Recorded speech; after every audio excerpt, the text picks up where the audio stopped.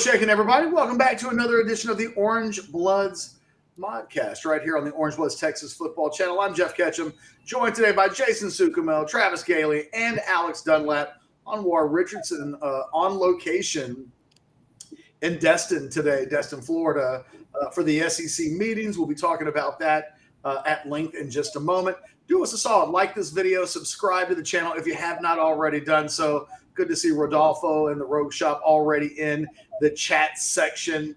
This video brought to you by the guys over at deadsoxy.com. Get your 30% off discount using that promo code Orangebloods to get the very best in innovation, comfort, you name it. They've got it over at deadsoxy.com. Proud sponsors of the podcast now for creeping up on most of a year. So really have enjoyed our partnership with them, and the product is absolutely outstanding. So let's begin with SEC meetings, guys. We've got Anwar Richardson in Florida. He can't join us today because he's interviewing coaches and big timing it up with athletic directors. And oh, by the way, apparently the internet at the hotel is like in shambles, which, you know, it's 2023. How do hotels still have awful internet? Who do they think they are? Austin, Texas? The big conversation at these meetings, of which Texas will participate in discussions but not have votes, and there's like a Texas flag and an Oklahoma flag out in front of the meetings at the hotels, but there's still limitations for what their involvement can be. The big conversation is, will the SEC announce an 8-game schedule in 2024 or a 9-game schedule in 2024? Before we jump into the conversation of kind of what we think, I've got some hot takes on this. It really is coming down to money. It seems like the SEC is absolutely game for a 9-game schedule, but they want to be compensated for what they perceive to be like between 16 and 20 added rivalry games, which would bring more value. They're not going to give that up unless they get the cash. It makes sense. They're not just going to give that stuff away. And so it kind of remains to be seen the direction that this will go in the meetings. But Travis, you mentioned you're getting ready.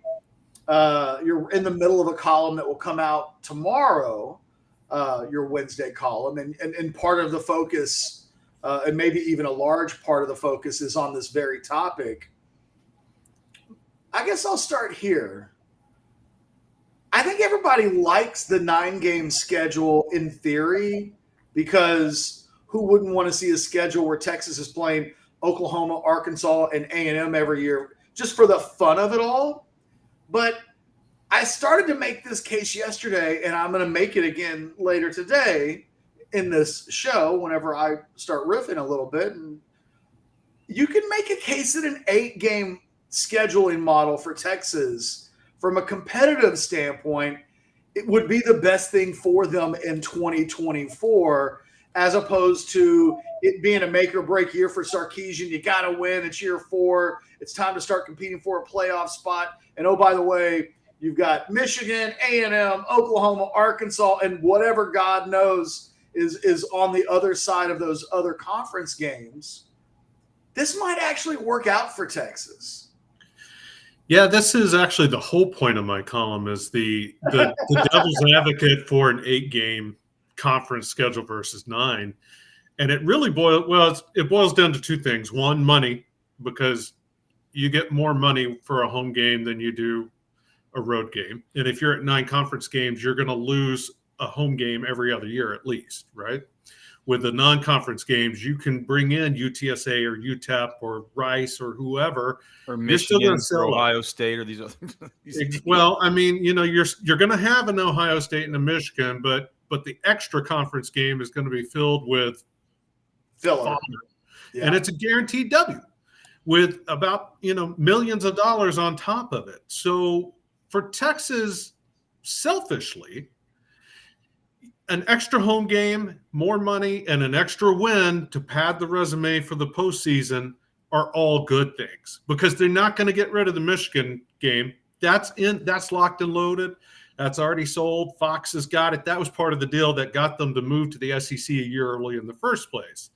So why not balance that out with Texas State or Rice or whoever they're going to bring in to be the cannon fodder that day? It makes a lot of sense, even if it's not what we all want to see. Who doesn't want to see A&M and Arkansas come through DKR every year? Who doesn't want to see Texas go to Fayetteville or College Station every year to renew that rivalry? These are the games we grew up on. But in the absence of that actually happening, and until ESPN's ready to pony up some money to pay for it, we're going to get Rice and Texas State and whoever else.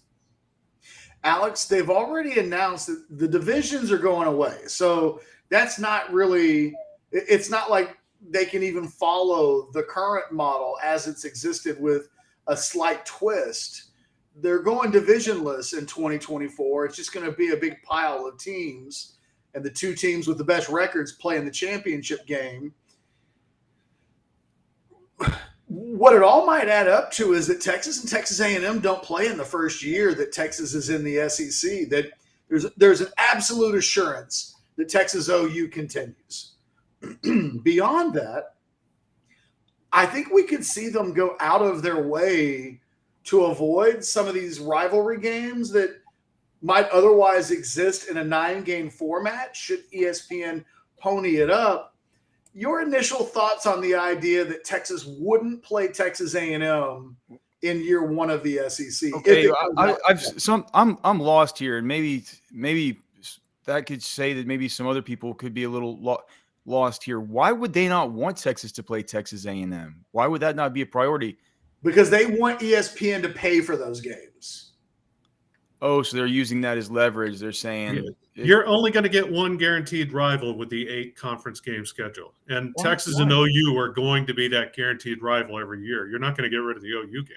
So, but why? Is that a strategic? I mean, is it completely strategic, or is that just? Yeah. It is their way of saying we appreciate the contract that we have, but that TV contract was written before we added teams. And now that we've added teams, if you want to see the full power of the Death Star, you're going to need to pay for it. And so the sense is, whereas there was a strong lean towards the 9-game schedule for a while, it seems like it has flipped in the other direction right up until the point where ESPN either gives them the money or not. And I will need to see where I read the article. There was an article that actually came out today that suggested that the SEC schools know that ESPN has been laying people off, that economically they've been in better places. Yeah. So there's a sense that the SEC might know that and might show ESPN some grace by not bending them over the barrel in year one with these demands for more money in their TV contract, that they may wait a year or two until ESPN is in a stronger financial position. And maybe, if not that, just a little further removed from the optics of laying off staff and kind of crying poor on one side of their mouth while potentially pouring tens of millions of dollars out of thin air into an SEC TV package that already exists. So, that seems to be the mood of the room, is that the SEC is not going to give ESPN more value for free, and that this may take a few years before we get to what would be the eventual model, which would be the 9-game schedule that's been talked about for so long, that out of those 9 games, 3 of which for each school in the conference would be regarded as rivalry games. Well, okay. Well, first off, I would say it would be a shame if Texas doesn't play Texas A&M, especially the first year of this, right? It's like you can't. It's you kind of want to start it with a bang, I would say. And the A&M thing was one of the things I was looking the most forward to. That rivalry is going to have to get renewed at some point. I mean, that's going to have to happen. And there's the other thing is, like, what about the other schools? Like, is Florida not going to – you guys know there's this guy in chat saying, like, I'm clueless. I don't know college football. Like, what kind of job do I have? Look, realignment's not really my beat around here. You know, I cover the team and the personnel and stuff like that. So this is something I'm still wrapping my head around. But is Florida going to, like, lose the Florida-Georgia game or the cocktail party or are these things going to – how do they choose which rivalry they're going to be holding over the heads of ESPN? Well, that hasn't completely been ironed out. Obviously, you know, some schools have more than one rival. Like Auburn, Alabama, Alabama, Tennessee. One of those is going to Tennessee. have to go away from an annual rivalry. Yeah, You're not getting rid of Auburn, Alabama. They'll play. Not getting rid of the Iron Bowl for Alabama, Tennessee. Come on, it's pretty. These rivalries aren't that hard to figure out. Listen, I love the idea of having 3 rivals. I think we all do in your rivalry games. But honestly, I'm kind of like Alex. I'm learning on the fly as we talk this out. It does make sense if you have to wait a year, maybe even 2 years. Is it really – you've been waiting forever. Is it really that big of a deal to have to wait another year or two to play Arkansas and A&M, especially you guys said it, Catch. I think you said it. It'd be different if you didn't have Michigan on the schedule in 2024, right? That's a pretty good supplement if you're not getting to play A&M and Arkansas. You get a game in Ann Arbor, Michigan. So, you know, Texas has done a pretty good job with its non-conference scheduling. That my initial, before we started recording, I said, hey, 8-game schedule, that sucks. Right?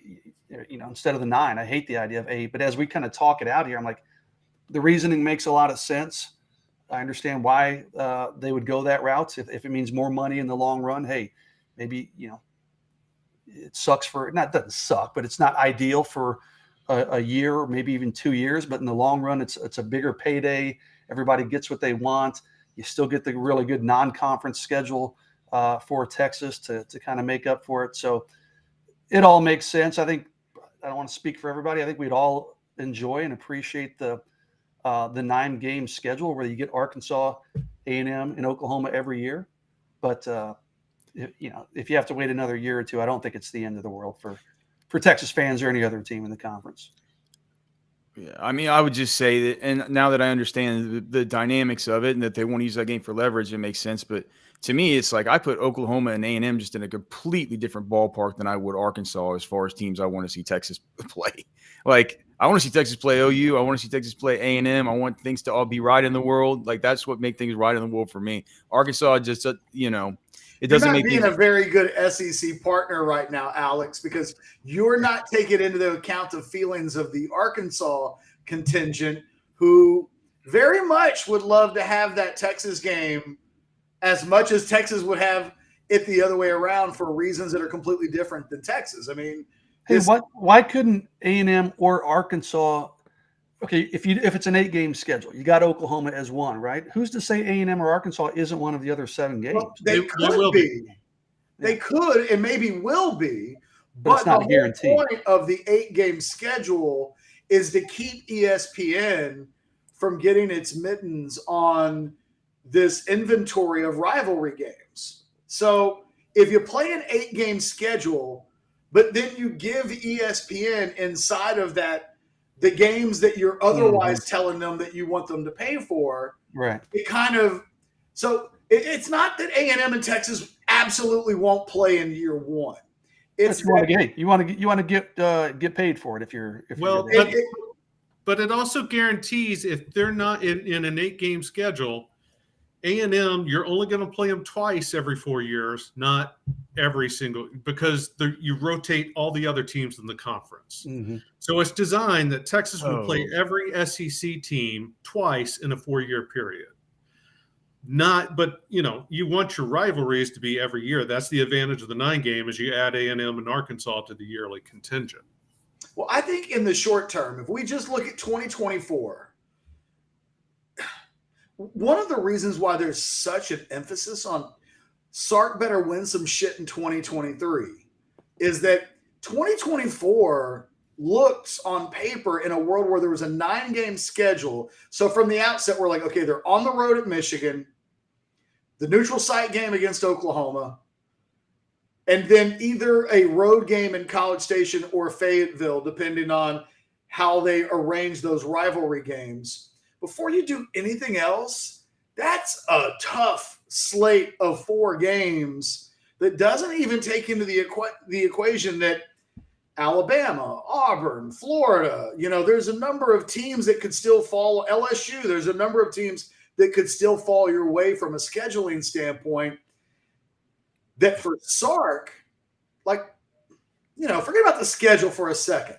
Texas got to go 9-3 or better next year, right? Or they're not trending up.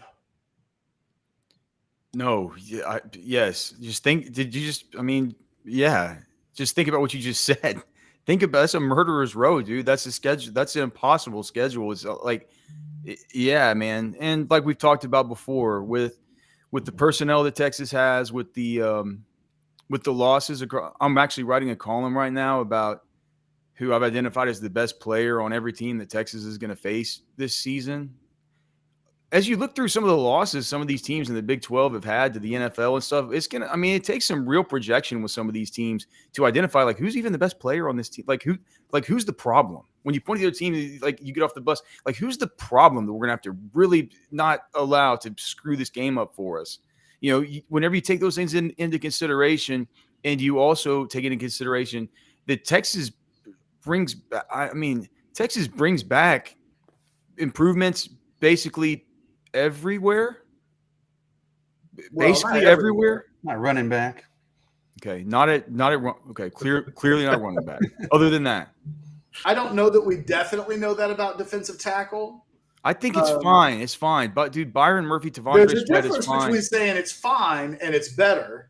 And I think it's I think Byron Murphy and Tavondre Sweat will be better than Keandre Coburn, Moro Ojomo. I think that'll be better. Linebacker. You lose DeMarvion Overshown, but you bring back Jalen Ford. Yes, you can maybe say a little slight downgrade. But dude, the offensive line is so much better. The wide receivers are so much better. The corners are going to be better. The safeties are going to be better. It's See, I just don't agree with that, Alex. You're saying they're going to be Edge better is going to be just better because. And that's not the way it works out. Sometimes I'm not saying it's just because I'm saying it's better. I'm saying it's better because I spent half of my life analyzing these teams and these players and charting their production. Yeah, but we spent half your life watching Texas football, and every year we say this team's going to be better because it's a year older. And sometimes it just doesn't work out that way. Well, I mean, this isn't the point of the podcast. I get it, but I mean, to me, I think we could go through and we could argue each position about. We don't know back is definitely going to be better. We think, our minds can say Quinn Ewers is coming back for year 2. He's had another year. He's devoted all his time to getting better in the offseason. But what actually happens in the game, just say it's going to. Well, but I mean, with Quinn, we're talking about something where we have seen Ewers, with all this draft buzz, everything else like that. We know that the raw talent is there. We know that last year he wasn't really that good. He's looked better this year. The quarterback room in general looks better this year. I think anybody would rather have a healthy Maalik Murphy than whatever Hudson Card was last season. So there's that. The wide receivers are better. The offensive line is going to be a good bit better, especially bringing back Christian Jones. The tight ends, I guess it's just like you said, Catch. If you don't want to say another year, he's going to be more improved. But like JT Sanders, these guys, they're going to be more improved this year. On defense, the defensive line. Hey, JT Sanders, in theory, could take a step back statistically. I get what you're saying. Experience probably makes him better, but it's no guarantee. There's no guarantee that Quinn Ewers. If he takes a step back, be better, right? But there's no guarantee he's going to be better. If Sanders takes a step back statistically, it's ideally because the ball's going to right.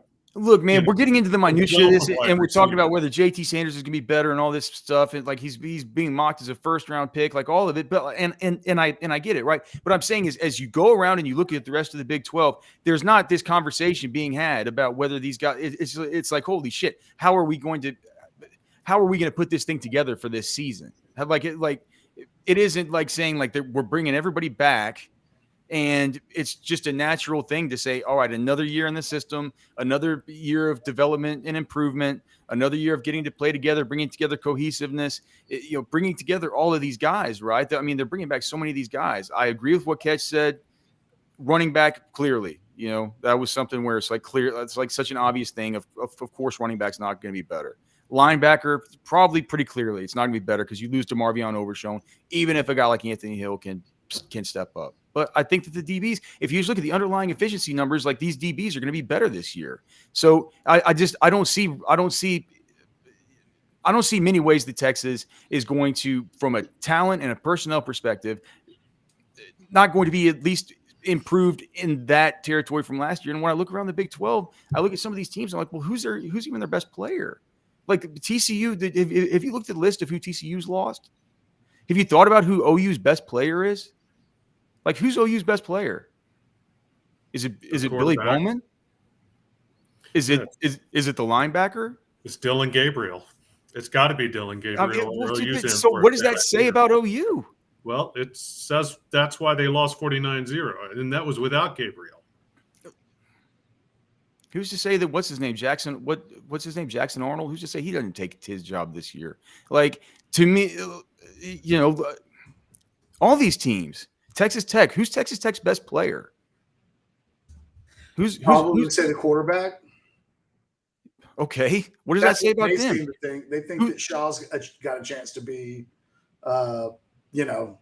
they think their quarterback is better than Texas's quarterback based on the conversations that I've been dragged into over the course of the last few weeks. Once I made the comment that the Texas quarterback room, both in the short and long term, is better than Texas Tech's in the short and the long term.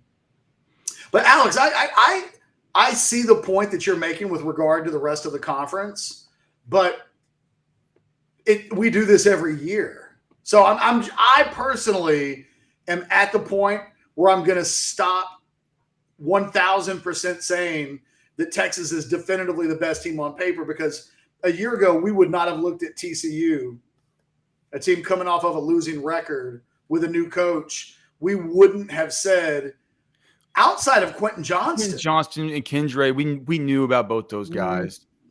Kendra Miller was not an all Big 12 level back. And their best player last year was a guy that went to the Heisman ceremony, and it wasn't Quentin Johnston. I mean, nobody a year ago was saying that TCU was going to send its quarterback to New York when the season was over. But if you look at his stats, Catch, he got better year over year over year. He lost the job and only got the job back. I know he did. The guy got hurt. But look at the stats year over year. He got better every year. And that's what you hope.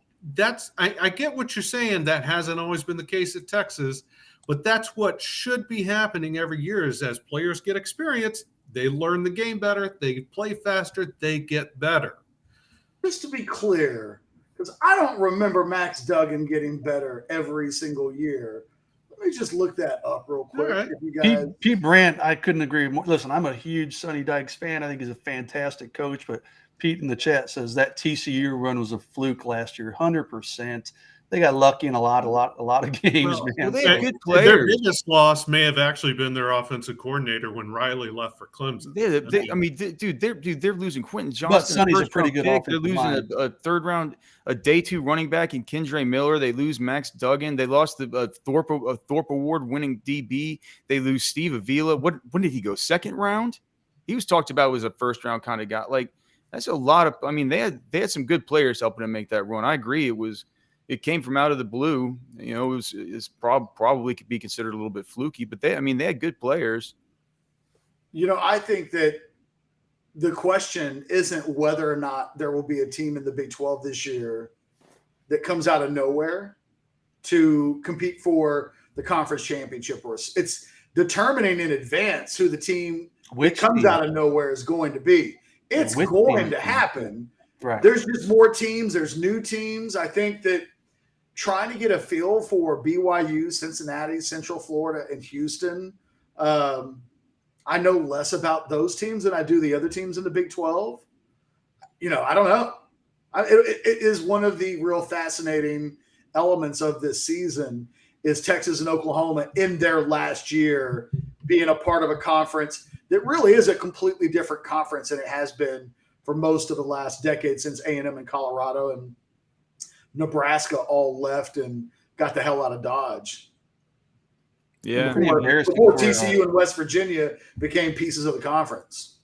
It's embarrassing for Texas and Oklahoma. They're thumping their chest. We're going to the SEC if neither one of them makes the conference championship game again this year. It's like, oh man, that'd be a tough pill to swallow. But you're right, Catch. I agree. It's not a matter of if a team is going to come out of nowhere, which team, and maybe multiple teams. It might be Texas Tech. It might be K-State or one of the new entries in the conference. Somebody is going to be ultra competitive and make a run towards that conference championship game. It's up to Texas and obviously Oklahoma too to just be a little bit better than those guys. But Alex, I'm curious if we had an OU guy on the show right now, I wonder what it would sound like with regards to the question of who is their best player.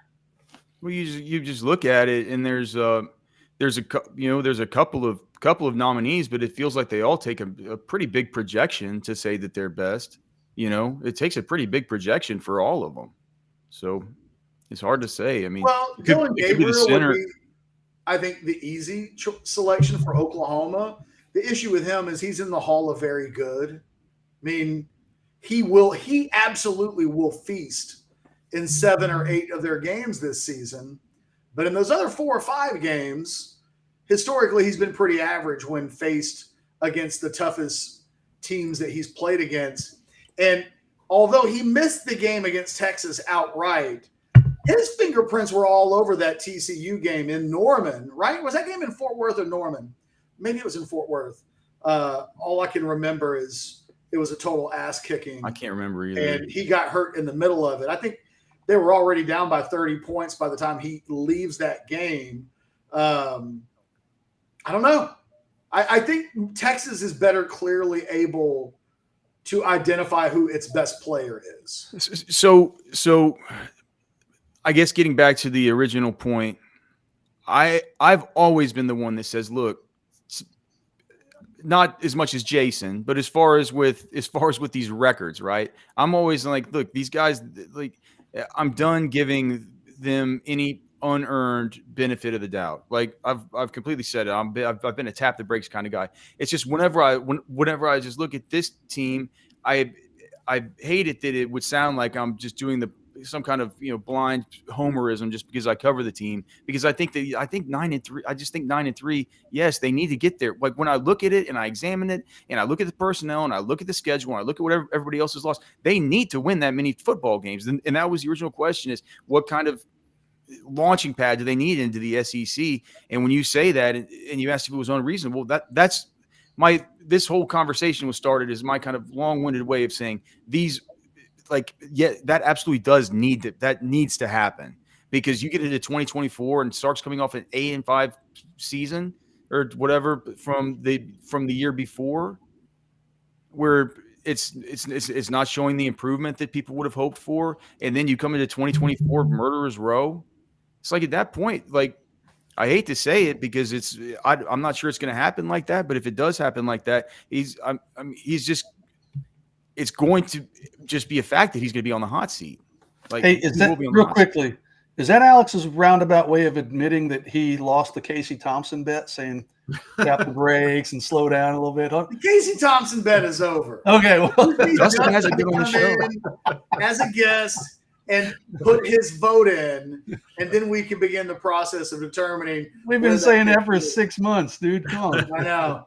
Someone just has to remind me. The one time I did reach out to Dustin to say, hey, can you hop on this week? He was busy, and I keep forgetting to do it otherwise. But Dustin, that dude wants a free meal as much as anybody else does. So we just have to just shore it up. Real quick, I want to do a super chat, and then I want to segue into a little bit of recruiting conversation, because we may need to kick Jason to the curb while he deals with a daughter issue. I think I'm okay. The Google scholar jumps in and says, sure, 3 rivals is great for TV, but let's not act like a 4th cupcake doesn't do us a favor transitioning into the SEC. It won't be 4 cupcakes, by the way. I'm sure Sark ain't complaining, but eventually we will clap them Aggie cheeks. Oh, jeez. Fair enough. Agree with all of it. Not sure how to express it the same way, but yeah.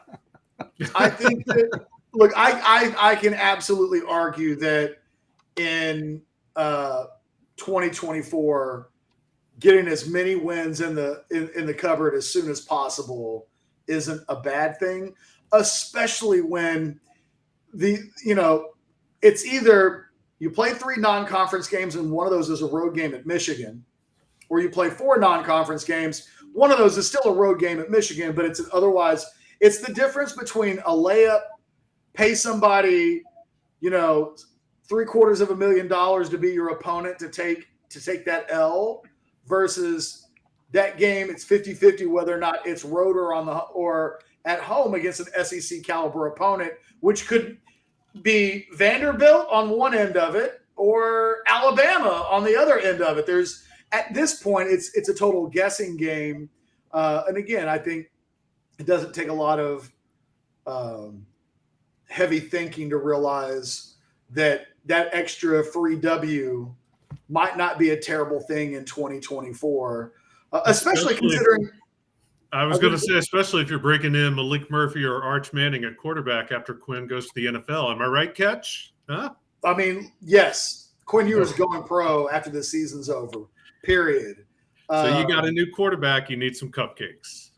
An extra cupcake would not hurt. Playing a cupcake before your first SEC game might not be a terrible thing. Although the SEC scheduling is weird. Like, the one thing that the SEC does that's completely different than I think what we mostly see in the Big 12 is that the SEC will sometimes play a cupcake non-conference game in November, and they'll play a conference game in week 2. Like, they do their scheduling a little bit different, so you can't automatically assume that your first 4 games are all going to be non-conference games. It could just as easily be Cupcake City occurs the first weekend of November, at which you don't gain the extra build-up game that you might technically want. Jason, I want to transition into recruiting, mainly because this month's about to be bonkers. I wrote about it on Sunday. You wrote about it yesterday in a column that people can read over at orangebloods.com. I think if you pair the 2 columns together, you get a real crash course on the month of June and its impact on this recruiting class. Texas gets 55 official visits. 50. They're going to use 80% of them in the month of June, where 40 of them, 40-ish, will come. I've added a couple more. I think we're up to 42 and counting, Catch. So it's about to go down. One of the things I just wanted to real quick say, because we were talking about the importance of 2023, and I wanted to segue into recruiting. One of the reasons why 9-3 or better this season is really important is that Sarkisian, even though they're going to the SEC and that's a selling point, you got to be able to continue to point to your program and say that it's on the ascension, because the last place that Sarkisian wants to find himself in going into 2024 is recruits starting to say having things a like, wait and see approach. We want to wait and see how you look in the SEC with the new quarterback. It is ultimately the let's just be friends version of recruiting talk. It's like kids don't often have the heart to say, I'm not going to go to that. Think about Brockermeyer, right? Like, they were always going to commit early, but they were always saying things like, well, we want to see how Texas looks early on in that season. And it really is just an easier way to let that school down. Given what's about to happen in recruiting, like, where's your head in general with where things are and what needs to happen to make sure that they continue to be able to recruit the best of the best across the country, which they're doing without a pause button being mixed in with it from recruits going into next season or this season or any season? Yeah, it's a good question. My head is that trying to keep it clear until the month of June rolls around later this week, because You'll worry about that on July 1st. Yeah, exactly. Let me just make it through June, dude. Like, it starts this weekend, actually. Like, it's kind of interesting. So this weekend, like, Texas A&M is hosting some guys, including like Bennett Warren, Ty Anthony Smith, the linebacker, Jordan Washington, the tight end. These are official visits, guys that Texas is recruiting. Texas has one official visitor this weekend. Tight end Reiner Swanson is coming in. I previewed that in the column. You mentioned my 3-2-1 column. Talked to Reiner. And the only reason they're hosting Reiner Swanson is because he's leaving the country for the back half of the month. So like, okay, let's get you in before you leave the country. So they'll have one official visitor this weekend, but Texas has really backlogged everything. That's the weekend of the 16th and the 23rd of June with 40-something and counting official visitors. Now, this weekend, they have their elite camp. Texas does on Saturday. So they're going to have a bunch of underclassmen, class of 25, class of 26, coming in this weekend. So, recruiting, it's so different than it used to be. I mean, now, man, it's just constantly in motion. Things are constantly in motion. And I mean, obviously the focus is on 2024, trying to get those guys to jump on board, but they're already starting to work on these 2025s and 2026s. To answer your question, Catch, how do you keep from having a pause moment where these guys say, hey, we want to take a wait and see approach? I don't know what you can really do with this 2024 class. I mean, I think guys are going to start committing in June and July. But are guys really doing that with Texas right now? Like, really? Not really saying, hey, I want to wait and see how they do in the fall. I've only had a couple guys tell me that they want to wait and see. It's more that Texas, like I've said, the coaches really haven't been pushing for early commitments. I mean, would they take them? Of course. Yeah, they're not going to turn down Jarrett Gibson if he would have wanted to commit in April or something. But they've just kind of been telling these guys, hey, man, take your time. We're confident. We're confident in our, what we're going to be able to show you. If you want to take some other visits, we're cool with that. I think the coaches are confident they're going to have a really good season in the fall. So if guys want to commit in June, July, August, they're confident they'll hold on to them. If some guys like Selman Bridges or even Micah Hudson say, hey, I want to wait, Terry Bussey, I want to wait and say maybe not sign until December. I think the coaches are confident enough that they're going to have a good season, that they'll be able to build some momentum. It's a risky game they're playing, man. It's kind of, I don't say a little Russian roulette, but it's a risky game bringing in everybody so early in June. They're going to, in 2 weekends, they're bringing in 40-something guys. And then what happens if you do go out and go 11-1 or just undefeated, and then you have all this momentum and you only have 10 visits left. So you don't have a lot of guys you can go out and cherry pick with. On the other hand, what if you bring everybody in June and then you go out and don't have a good season and you somehow go 6-6 or 7-5 and you have no momentum? You're not going to be able to close on these guys late. So, I don't know how they just have this overload of guys jumping in the boat. We saw it last year, and Texas fans on our board, Catch, you see it, and I know I've seen it, are constantly saying, oh, look at last year. They didn't have very many commitments at this time last year. Well, last year they also had the Arch Manning bump coming, okay? They had a tremendous run in the summer in Arch commits, and then you got guys like Jonte and all these offensive linemen want to play with Arch. We all knew it was coming. They're not going to have that effect this year. I mean, maybe if Micah Hudson surprises and commits to Texas in August, potentially, or Colin Simmons, which I'm not expecting either one of those to happen. That gives you a little bit of momentum, but it's not going to be like when Arch Manning committed last year. So it is kind of a slippery slope Texas is playing with. They're not pushing guys to commit, but I expect that's going to change starting in June. I think we're going to see some guys commit on their official visits. In fact, in my column, I think I picked 12 guys. I said, and I'm not expecting these 12 necessarily to commit, but I said, you can make a case that these 12 guys will commit on their official visit or very shortly after. I think they need something like that to happen to kind of get some momentum rolling and start building this 2024 class. The 2025 class, they're going to start working on that. They're going to hit the ground running on that this weekend with their elite camp. So a lot of moving parts, dude. We've got official visit weekends. I've got the camp this weekend.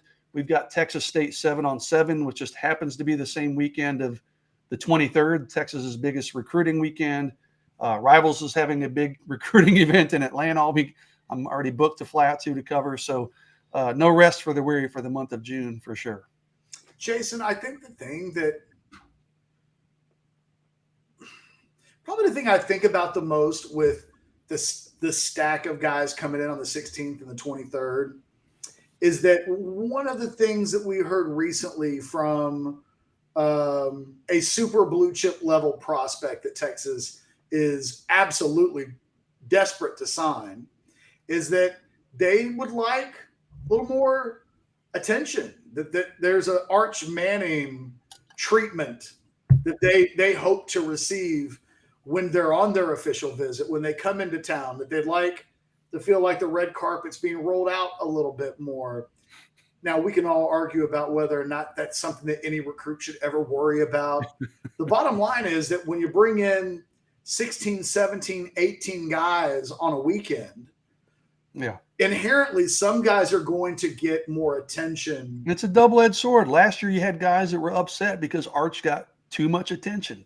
Well, so I'm curious to see how they handle having so much volume in on a weekend. They've got to have a plan, and I'm sure they do. These coaches are really good and very organized, but I'm curious to see their plan of how it unfolds, and I'm expecting they'll have some tricks up their sleeves. But, man, when you got 20-something guys coming in one weekend, it's hard to pay that much attention and make them all feel warm and fuzzy and loved. I mean, you got a guy so many golf carts. Yeah, exactly. Somebody's got to walk around campus instead of drive. And you got a guy coming in this weekend in Reiner Swanson, and I talked to Reiner on Sunday afternoon, and this is a guy who loves Texas, man. He's visited unofficially. Obviously, he's coming in for an official visit. One of the top tight ends in the country. He told me, hey, man, and I'm kind of talking about some of the stuff I have in the war room. Texas hasn't done a great job in recruiting him. So I'm like, gosh, are they cooling on him? But yet they're still bringing him in for an official visit. I mean, there are other schools who are recruiting him a lot more aggressively, a lot more personally than Texas is. And Texas has dropped the ball there. If they want to get Reiner Swanson, it needs to change this weekend. And he'll be the only official visitor in town. They're going to have all these 2025s running around. So if Reiner Swanson looks around and says, how come these dudes at this camp are getting way more love than I'm getting on my official visit? They can kiss that one goodbye. But it's a juggling act, man. I mean, like you said, how do you make this high-profile guy, how do you give him the Arch Manning treatment? Okay, you show him a lot of love. You give him the fancy golf cart. But then that can alienate other guys, as we saw last year with Arch Manning, that alienated some other recruits. So now it's important that they killed it last year in recruiting. So even us nitpicking a little bit some of the hurt feelings that ended up coming out of that, this staff has proven that they're really good in this phase of the job. It will just be maybe even more so than the attention, Jason. It's just the idea that when you and I were putting together who do we think commits out of this group from the 16 and the 23rd, there are some names on there that you just think to yourself, surely they're going to slow play that kid, that they're going to bring him in, but there are wide receivers or there are defensive edge guys that you look at and you go, well, they're not going to get too far down the road and not leave a big open spot for a Micah Hudson or, Colin Simmons is going to have a spot. And they're recruiting a number of national edge guys. I wonder how they juggle that. 40 in 2 weeks is unheard of. And I don't know that it's a bad strategy. It's not something that you and I've really ever seen before. And it could be the thing that absolutely works out for them. I feel like sometimes my job is I'm paid to worry and think about things that could become problematic. And I just think that you and I both agree that, boy, it's a hell of a thing to have that much talent on campus, especially if you can get some momentum and Jarrett Gibson commits and you can pop a few other big names in there that can kind of serve as ringleaders. But I can also see a world where half the guys that show up feel a little empty with regards to, hey, I visited, but they didn't talk to me about committing, or I didn't get as much one-on-one time with the coaches as I would like to have had. I don't know. I'm just curious to see how it all breaks out. I by no means am nitpicking the coaches and suggesting that what they're doing is wrong, because I would certainly, where I don't give them almost any benefit of the doubt on the field, I do give it in recruiting. But man, it's first time you and I've ever like we've already talked about, joked behind the scenes, Travis and Alex, like it's a lot of phone calls Jason has to make.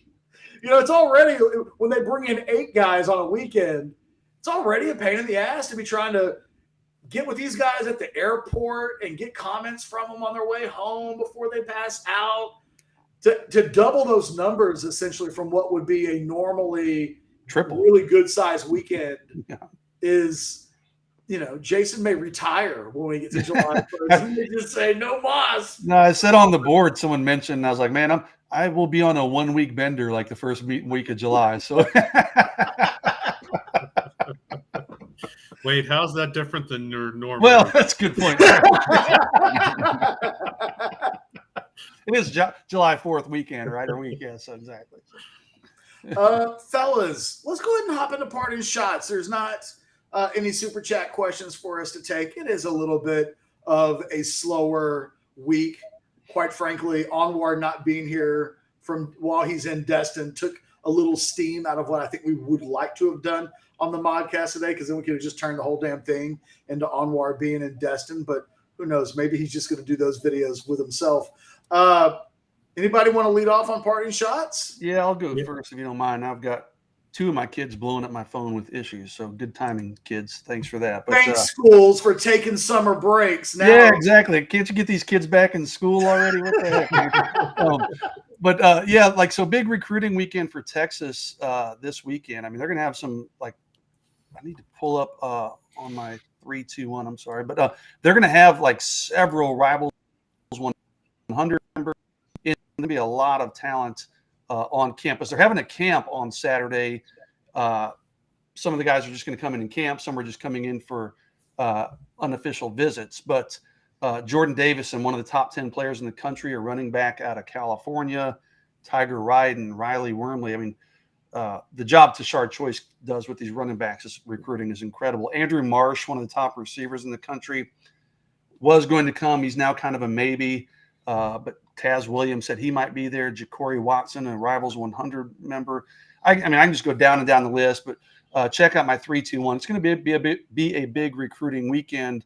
We'll be on hand to try to interview a lot of these guys in person, certainly be working the phones over the course of the weekend. And I'll have a big preview of the weekend in the War Room on Thursday. So lots going on, man. Recruiting is about to really kick into high gear. Really, like, I don't know that I've ever seen before in the month of June. So we'll have you covered, and we'll have updates on a lot of these guys over the course of the weekend. And with that, guys, I'm going to sign off early and let y'all bring us home and see what's going on with these. Tell those kids to leave your ass alone. That's right. Who You're needs working? them? You're a busy, important man. Right on. All right, guys. Take care. Does you're a busy, important man ever work with the wife, guys? That doesn't work. No, because you're not in her eyes ever. Alex, you ever drop that on the missus? Like, do you know who I am and how busy I am and how much work I have to do? I'd pray for my eternal soul if I ever said that to my wife. Ketchum. I'm just wondering if anybody had that polar juice. I feel like maybe Anwar says that a time or two, and that, you know, if we were to have a session with Anwar, like, what things would you do all over again in the name of staying married? I wonder if that ever pops up. Anybody want to go second? Yeah, I'll jump in. The Longhorn baseball team, first pitch is Friday, I think at 1:00. You know, I'm dreading this series, this regional, because it wouldn't shock me if they came out and won, but I'm not expecting it. You just can't count on this team to play consistent baseball. At their best, they could sweep through this regional easily, starting with Louisiana on Friday. But you can't count on them to play their best. And so I'm kind of dreading this whole thing coming to a quick end this weekend. Like I said, the Horns play Louisiana on Friday. Zach at the dish will tell you the Raging Cajuns are a really good team. They're like 48th in RPI. They're kind of similar to Texas. They built their record mostly at home. On the road, they're only like 12-10, just barely above 500, which is pretty much what Texas is as well, barely above 500 on the road. They've got the pitching with the Texas has the starting pitching with Gino and LBJ to make some real noise. But you know what? The same could have been said heading into the Big 12 conference tournament, and how'd that work out for them? So we'll see which team shows up this weekend. But I'm not. I wouldn't bet the money on Texas playing in a super regional, guys. Not to be Debbie Downer. Travis, you know what scares me? Is that Texas can win its first 2 games in the regional. Oh, yeah. And still lose. You have to depend on the rest of the staff to carry you through a game 3 and then potentially a game 4. And it's like, even if everything goes absolutely according to plan and you win your opener against Louisiana and then you beat Miami in that second game, it still kind of feels like all bets are off, even though that is as good as you could possibly hope for. The loss of Shaw this past weekend from the relief pitcher ranks. I mean, we had Aaron on yesterday on the Monday Overreaction show, and he's like, look, the thing that Texas fans are absolutely going to have to come to grips with before this weekend begins is that throughout this weekend, and if there's a super regional the following weekend, you're almost certainly going to see high stress situations where you're going to have to count on guys that either struggled or had their moments where they weren't, you know what I mean? Like you're going to see names of guys that you've seen fail this season have to come through in the clutch. And that's just kind of where we are. It's just never – it's not going to be as – you could argue that I think pretty easily actually that a super regional would be easier for Texas to win than the actual regional. Absolutely. Because at that point, you could actually end it in 2, right, and you're not going to go beyond 3. It does feel like Texas potentially is going to have to play 4 games. Boy, if they won that second game, I'd be fearful for the makeshift committee approach that would probably have to take place in game 3. Who do you think would even start a game 3? I'm not even going to speculate. I don't know. Exactly. Because I don't know. I mean, even one of the players a couple of weeks ago before the injury started happening said we got Gino on Friday, LBJ on Saturday, and it gets crazy on Sunday. And, you know, going back to our discussion of football, the rosters and what's good and who's improved, there are no – everybody else on the roster is a you've seen them fail guy. Every single player on that roster is a you've seen them fail. So it's like – and yet I still think Texas could be in College Station next weekend for a super regional. It could have – they have the talent. It wouldn't surprise you. Yeah. But if the bats show up, it could happen. If the bats stay home – 2 and gone, I don't know. You hope for 4 games at that point. No doubt. Alex, got a parting shot? Yeah, just like more of the same stuff about not about baseball, but just about summer and kids and everything. First day now, just got back from the beach. I was traveling all day yesterday, so I got to finish my column after I get off here, and then it's just back to daddy daycare with these kids. Man, home for the summertime. So. It's always sounds easy, and I mean, it sounds better than paying like $1,500 a month or whatever to have them in summer school, right? It's like, I mean, it's an obvious no brainer, but man, working from home, doing this stuff, doing all the different podcasts, getting the columns up, and the different, starting to get together the cheat sheets and the simulations with that for the fantasy world, and I mean, these kids like. Thank God they play together pretty well just by themselves now at this age. But yeah, it's about to get wild for this. But next week, Alex, we should have Jason draw our names for the draft. Oh, great! Well, yeah, so I can start practicing for that too. Just another thing to add to the play. But no, man, I'll try my best to. Every year, I say, man, you got to enjoy it. Just enjoy it because. It's your kids, man, and they only stay kids for so long. So I'm going to enjoy that, and then my my other parting shot is just the same until it happens. Calling Simmons no matter what. By the way, I liked Chris Nelson's comment in the mentions where he said, "Don't have smart kids and they have to go to school during the summer like his." Oh, that's so funny. I feel bad for laughing. That's really funny, Chris. I guess my parting shot, I had a few people ask. I saw in the chat they were just asking for my opinion on the new coaches that have come in to be the special assistant to Steve Sarkisian, kind of three people in the role that Gary Patterson served a year ago.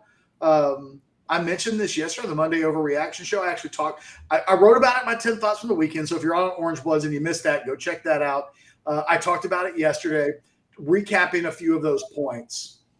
I think that I don't know that these moves equate to Texas winning more games in 2023 than they otherwise would have won, but it strengthens the program and should strengthen your advanced scouting. I know that part of the jobs that these guys will have is taking a look at early opponents and preparing initial game plans or notes on teams, Alabama certainly being one. You think about a Paul Chryst, he's the real headline maker in all of this, having been a head coach for the last decade, having success. Boy, I think I kind of forget how successful that guy was at Wisconsin during a 5-year stretch where he's averaging 10 wins a season over 5 years. And then the kind of floor falls out from underneath him. That guy hates recruiting. So I don't know what his role is in college football as a head coach moving forward when nobody wants to hire a head coach that loathes the recruiting aspect. But Texas isn't going to ask him to do any of that. He just gets to go into a basement and watch a lot of film and be a football coach. And I think that it's interesting. I mentioned I wanted to hear what Sarkisian felt like he gained out of Gary Patterson in 1 year that made him change his mind instead of having, let's just say, Paul Chryst being that guy this year. That they added a defensive guy and a special teams guy leads me to believe that they felt like the Patterson thing was quite valuable. So why not have that there in all three phases of the game? It makes a lot of sense. It can only help. I would imagine that everybody involved, this guy, the Sadat's background leads me to believe that Kwiatkowski probably knows him pretty well. I wonder if Jeff Choate knows him pretty well from the level of football that he coached at prior to arriving. So I would imagine the defensive staff is really fired up about the guy that they've got. Sarkisian's got to feel comfortable with what Chris can bring to the table. And I think D. Camillus, for me, is the most important and best hire that was made. It's a 2-time Super Bowl winning special teams coordinator who literally 2 seasons ago won a Super Bowl ring with the Rams. He won a Super Bowl ring as the special teams coordinator in Denver during the Peyton Manning Super Bowl year. You can't bring in somebody with more expertise in the way of special teams than Texas has brought in with Joe DeCamillis. He's, I think, worked with 6 or 7 teams as their special teams coordinator. I have long lobbied for Texas hiring a special teams coordinator of that ilk and not having it either spread out amongst the assistants or even spread out amongst one assistant where you're asking Jeff Banks to be the special teams coordinator and the tight ends coach. I realize tight ends are just the tight ends and maybe you can do it, but the idea of having somebody that successful in that role as part of your college program, I know that for the way that I'm looking at special teams right now, Jeff Banks is in charge, but I wonder how much Joe DeCamillis actually plays a role in deciding a lot of things on special teams. Because if you've got that guy on staff and he's giving you recommendations from personnel usage to advanced scouting against team special teams and where their strengths and weaknesses are, like, why wouldn't you just let that guy be your ace in the hole with special teams and allow Jeff Banks to institute what, quite frankly, a more established special teams coach has already identified as places where you can attack teams or areas where you need to be careful. I think that DeCamilla's hire has a chance to be the best hire of the offseason for Sarkisian. And, you know, like I said, there will be a point when Sarkisian's available to talk to the media again. I'm curious as to what he'll say about these three hires and what it was that he learned specifically from the Patterson experience that has him going in this direction. I tend to think that these are all going to be one-year guys. I mean, Paul Chryst isn't going to go from being a 10-year head coach to a special assistant forever. I would imagine that, you know, Sadat lost his job last year at Portland State. So I'm sure he'll be looking to get back into the fray. And DeCamillis is like a lifer in the NFL as a special teams coach. So, you know, should he get an opportunity moving forward, I would imagine that he would take that. But in the short term, you've got three really experienced coaches. All these guys have been doing it for creeping up on 30 years at pretty high levels. Steal everything that they have in their brains as best that you can. Take from them the way that you took from Gary Patterson. And I don't know if this means that Texas will win 10 games instead of 9 or 11 instead of 10. But it's not impossible. It really isn't impossible in a sport with incredibly fine margins that one or two or all three of these hires could add up to a small margin that allows for an extra win. I won't say that out loud right away. I'm not going to say, now I've got them winning 10 games. But, man, Texas played in some close games a year ago that they didn't win. Couldn't these fine margins help Texas get over the top just once more than it already was going to? Maybe. It's why I really like the moves for Steve Sarkisian. At worst, he did nothing that improves the program, which that's at worst. In the middle, it feels like the program is definitely improving. At best, it improves to the point where it impacts the one-loss record in a way that gets Texas either to a championship or maybe into a championship. And those are the types of small margins that Texas should be trying to take advantage of in every element of its program. That, if you ask Nick Saban, is the way to eventually have a well-rounded, well-oiled operating machine that never stops and is always competing for championships. So on that note, for myself, for Travis, for Alex, for Jason, who's gone, for Blake, who got back from Dallas last night after watching his Dallas Stars get annihilated in Game 6 against Las Vegas. I really felt for him, because if that had been me, I'd still be in my grieving period that he didn't call in sick or there were no excuses. He was ready to go. He's the secret behind the entire operation. You guys have a great rest of the day. Onward will be back definitely for Drunk Uncle tomorrow night. Could there be something before then? Maybe. We've got to figure out his internet, because apparently it's worse than what mine looked. I jinxed myself earlier in talking about the city of Austin's internet capabilities. Weirdly, I haven't been in the red, and I've been in just the green for like the last half hour, whatever. Anyway, fellas, you guys take care of each other. We will somebody says so cynical, LOL. And I'm wondering, was that me just a second ago? I felt pretty positive. Yeah, because somebody else had said you were very cynical, and there you're going on a positive rant. So it's like, oh yeah, he's so cynical. Oh, well, thank you for the implied sarcasm in the chat towards my cynicalness. I'm not always a bastard, just most of the time. Anyway, you guys have a great rest of the day. We will see you tomorrow.